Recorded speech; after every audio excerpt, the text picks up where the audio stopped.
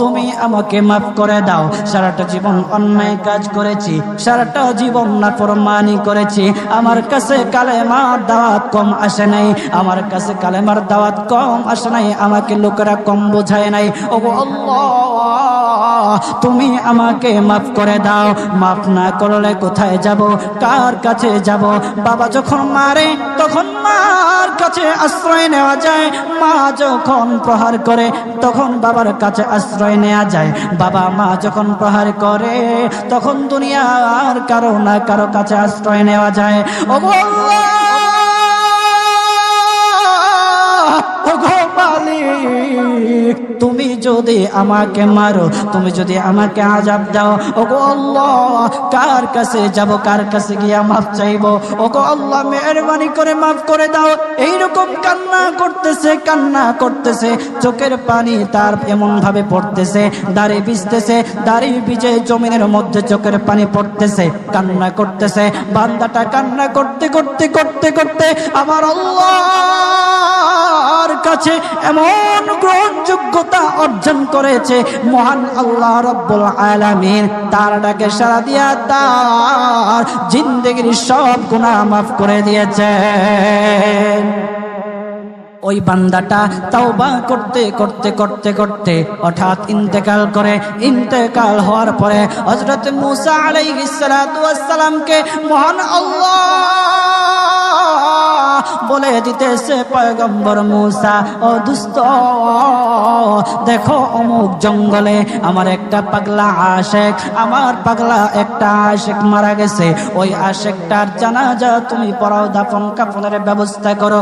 ও মূসা, আর তুমি একটা ঘোষণা দিয়ে বলে দাও, একটা ঘোষণা দিয়ে দাও, মূসা রে, ও মূসা, তুমি ঘোষণা দিয়ে বলে দাও যে আমার এই বান্দার জানাজার নামাজে অংশগ্রহণ করবে, মহান আল্লাহ তার জীবনের সব গুনাহ মাফ করে দিবে। আল্লাহু আকবার। আরো জোরে বলেন না আল্লাহু আকবার, আরো জোরে বলেন আল্লাহু আকবার। হাত উঠায়া বলেন আল্লাহু আকবার, আল্লাহু আকবার।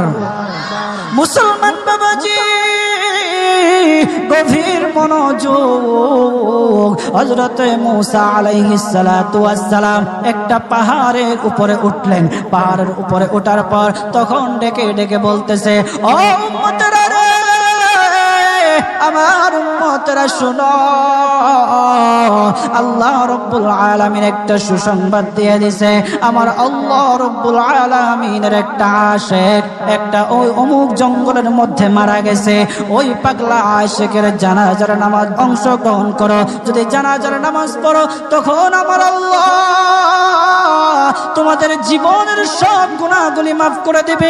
কেউ যদি নিজের গুনাহ ক্ষমা করাইতে চাও, কেউ যদি নিজের গুনাহগুলি ক্ষমা করাইতে চাও, তাহলে মহান আল্লাহ রাব্বুল আলামিনের ওই পাগলা আশিকের জানাজায় অংশগ্রহণ করো। তখন লোকেরা দলে দলে জানাজায় অংশগ্রহণ করার জন্য দলে দলে গেল, জানাজার নামাজ আদায় করলো। আদায় করার পর পয়গম্বর মূসা আলাইহিস সালাতু ওয়াস সালামকে বলতেছে, ওগো আল্লাহর পয়গম্বর, ও পয়গম্বর, যার জানাজায় অংশগ্রহণ করার কারণে মহান আল্লাহ তার জীবনের সব গুনাহ মাফ করে দেবে। এমন মহা ব্যক্তি, তো এই মহান ব্যক্তিটাকে তো একটা নজরে দেখা দরকার, অবশ্যই দেখা দরকার। আমাদেরকে সেই ব্যক্তিটাকে দেখান। তখন মূসা আলাইহিস সালাতু ওয়াস সালাম বলতেছে, ঠিক আছে, তোমাদেরকে দেখানো হবে। তখন যখন দেখাতে গেলেন, দেখানোর সাথে সাথে লোকেরা বলল, পয়গম্বর, আপনি কি বলেন? এই লোকটাকে তো আমরা ভালো করে চিনি। ওই লোকটা বড় পাপিষ্ঠ ছিল, বড় অন্যায়কারী ছিল, বড় জুলুমকারী ছিল। ওগো পয়গম্বর, সমাজে এমন কোন গুনাহ নাই যে সে করে নাই। সমাজে সব গুনাহ করেছে, সমস্ত গুনার সাথে সে জড়িত ছিল।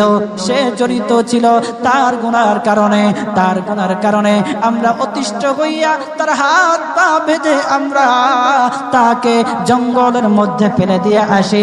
এই পাপিষ্ঠ বান্দা আল্লাহ তাআলার বড় আশিক হতে পারে কিভাবে? আল্লাহ তাআলার প্যারা হতে পারে কিভাবে? পয়গম্বর মূসা সালাতু ওয়াস সালাম আল্লাহর কাছে ডেকে ডেকে বললে, আল্লাহ, লোকেরা কি বলতেছে আর তুমি কি বলো? ওগো আল্লাহ, এর সমাধান কি? এর সমাধান কি? সমাধানটা তো তুমি দিয়ে দাও। আল্লাহ রব্বুল আলামিন পয়গম্বর মুসা আলাইহিস সালাতু ওয়াস সালামকে সমাধান দিয়েছে। বলতেছে, ও মুসা, দুষ্ট রে, ও দুষ্ট, তারা যা কথা বলেছে, লোকেরা যে কথা বলেছে সত্য বলেছে। আমি আল্লাহ যা